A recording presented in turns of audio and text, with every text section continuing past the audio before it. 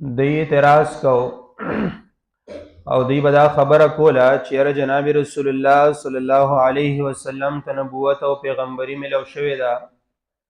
حالانکه رده په مقابله کې غټ غټ خلک هغه موجود دي، غټ غټ خلک هغه د قبیلې په لحاظ سره هم شته، د مال او جایداد په لحاظ سره هم شته، د تجربې په لحاظ سره هم شته. دا غیر څه باوجود دیتا هغه دا غیر څه باوجود دیتا پیغمبري نبوت هغه حاصل نشو او جناب رسول الله صلی الله علیه وسلم ته پیغمبري هغه ملو شو. اوس دا پیغمبري د ته ولې ملاویږي، د په مقابله کې د نورو خلکو ته ولې نه ملاویږي؟ الله تعالی دا غینه جواب کوي چې الله رب العزت د اختیار دی، دا مالک دی، د هر یو سیز اختیار د سره دی. نو د اختیار د دیوم دی چې دی یو سیز پیدا کوي، نو د هغه سیز د پیدایش اختیار هم د سره شته. دارنګ یو سیز له غوړوالی ورکوي په بل سیز باندې، نو د دغه غوړوالی اختیار دا هم د الله تعالی سره دی.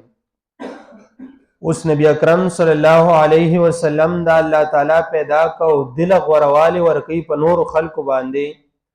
تاسو چې دا کم خلق ذکر کوي چې ردی ته نبوت او پیغمبري ملو شوی او الله تعالی دل ولي ورکا، یعنی دل غوړوالی ورک په هغه خلکو باندې. اوس دا غوړوالی ورکول، دا نبوت او پیغمبري او کتاب ورکول، دا د الله تعالی اختیار دی. ستاسو سره د دې اختیار نشته. ما کان لهم الخيره، د دې لپاره سي اختیار نشته چې دی وی چې ر دې فلان کې ته د نبوت او پیغمبري ملو شنو خامخا او مغه ته ملاويږي، چې دی وی یاره د فلان کې ته ولې پیغمبري ملو شنو داغه نه باغستی شنه، بلکې د دې اختیار د الله تعالی سره دی. نو چې هغه غواړي چاله هغه به ورکي او چې چاله غواړي هغه به نه ورکي.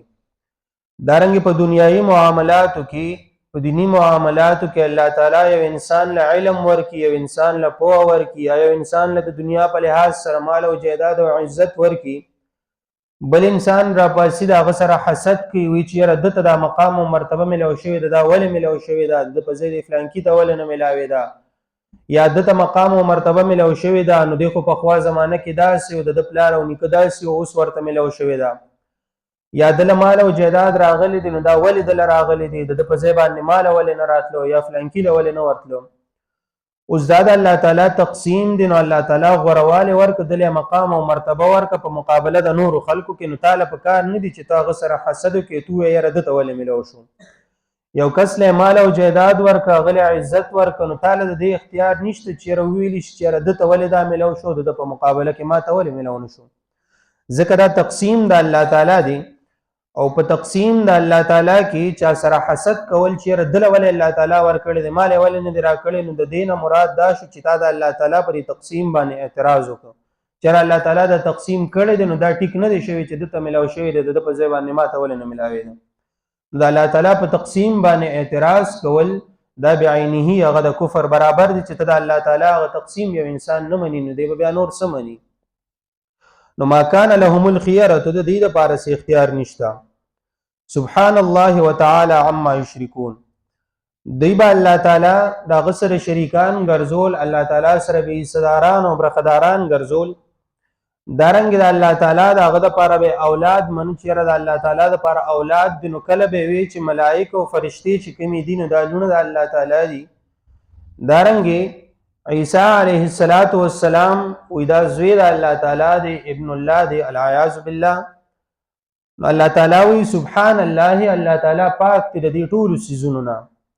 یا تاسو د صداران او برخداران ګرځولې دي، د دې لپاره مو ګرځولې دي چې را موږ لدی حاجات او ضرورت پوره کړئ. نو په دغه حاجات او ضرورت پوره کولو په عقیده کې گویا کې تاسو دا خبره کوي چې الله تعالی د کار په خپل نشي کولای، نو د دې د وجه نه دا کس کوي. الله وی سبحان الله، الله تعالی پاک دی، دغه صداران او برخداران مو ګرځولې دي، دغه سيزونو نه الله پاک دی. وتعالى عما یشرکون، او ډیر اوچت د اغه نه چې دی صداران ګرځي د الله سره. دی کوم بوتان ګرځولې دي، کوم درگاهونه ګرځولې دي، کوم قبرونه ګرځولې دي، کوم پیرانه ګرځولې دي، او د الله تعالی سره صداران دی ګرځي. الله وی د الله ډیر اوچت د دین چې دی او سره شریکان ګرځي. ځکه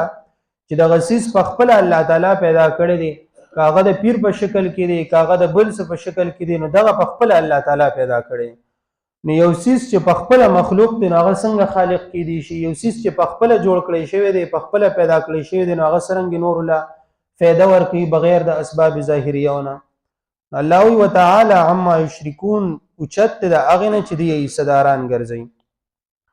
وربک یعلم ما تکن صدورهم وما يعلنون، الله پیږي په هغه باندې چې پټي زړونه د دی وما يعلنون او هغه چې ښکارا کوي.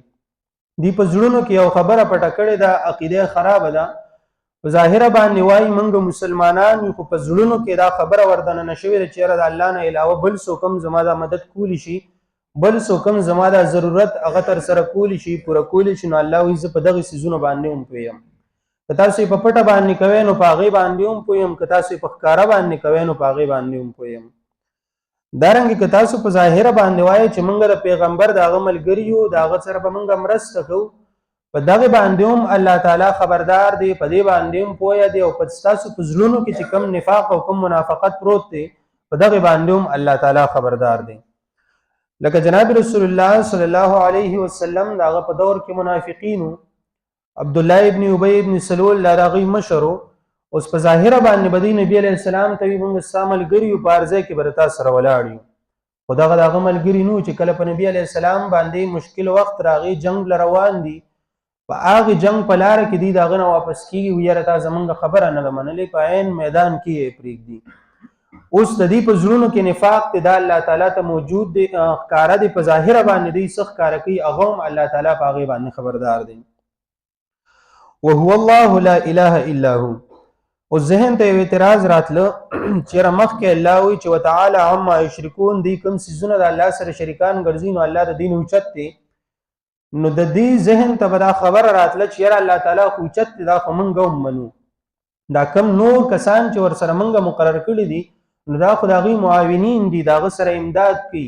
یو کار هغه داسې چې هغه یو سره حواله شوي، بل کار بل سره حواله شوي، بل سره حواله شوي، نو هغه کارونه دوی سرته رسوي. نو موږ خو د دوی نه یا خو داسې ده چې دوی هغه کارونو کې امداد د هغه سره کوي، یا موږ د دوی نه غواړو نو د دوی په ذریعې سره موږ خپل خبر الله تعالی ته رسوو. نو الله وی نه داسې خبره هم نشته. وهو الله لا اله الا هو، همدغه الله دی نشته لایق د رورس او د رامدد شه مګر صرف دغه یو الله چې اواز کوي نو صرف به دغه یو الله ته کوي. بله دا خبره هم ذهن کې کېږدو، اکثر خلک هغوی دا عقیده ساتي چې موږ خو د دې بوتانو نه، د دې درګاهونو نه، د دې قبرونو نه، د دې نه موږ نه غواړو، دا خو موږ د دې لپاره مقرر کړي دي چې دا د الله تعالی نیکان بندګان دي، مقرب دي، نو موږ دوی له ورشو، موږ دوی ته ووایو چې زموږ دا ضرورت دی،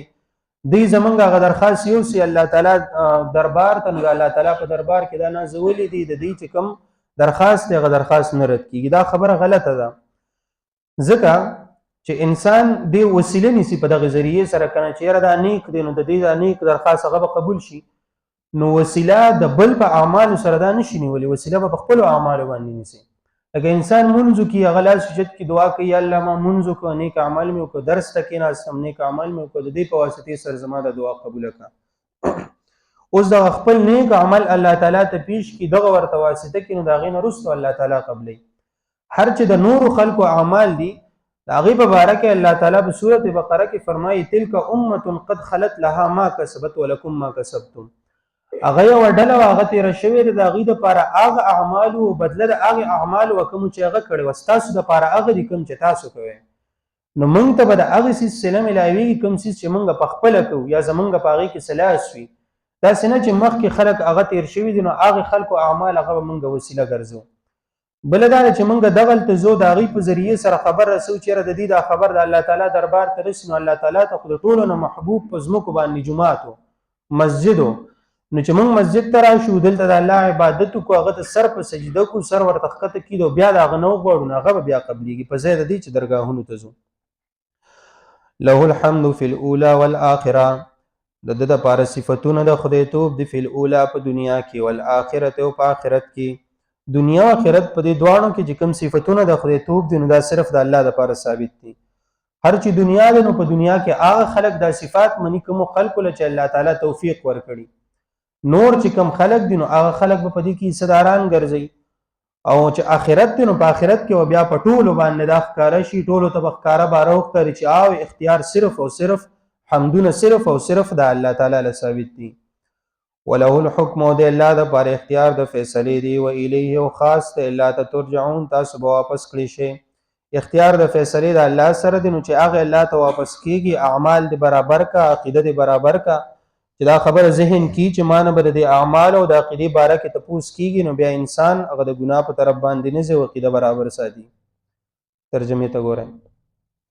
وربک او رب ستا یخلق پیدا کوي ما یشاء هغه چې غواړي او یختار او غوره کوي ما کان لهم الخيره نشته ردی د پاره اختیار سبحان الله پاک دی د الله وتعالى اوچت عما یشرکون دا غنه چې دی صداران ګرځي د الله سره وربک او رب ستا یعلم پیږي ما تکن صدورهم هغه چې پټي زړونه د دی او ما يعلنون هغه چې ښکارا کوي دی وهو الله دا الله دی لا اله نشت لایق د عبادت الا هو مگر دغه الله دی له الحمد د د لپاره صفاتونه دي په الاولى په دنیا کې او الاخرت او په آخرت کې وله الحكم دی الله د لپاره اختیار د فیصلې دی ویلی او خاص الله ته ترجعون تاسو به واپس کړئ شئ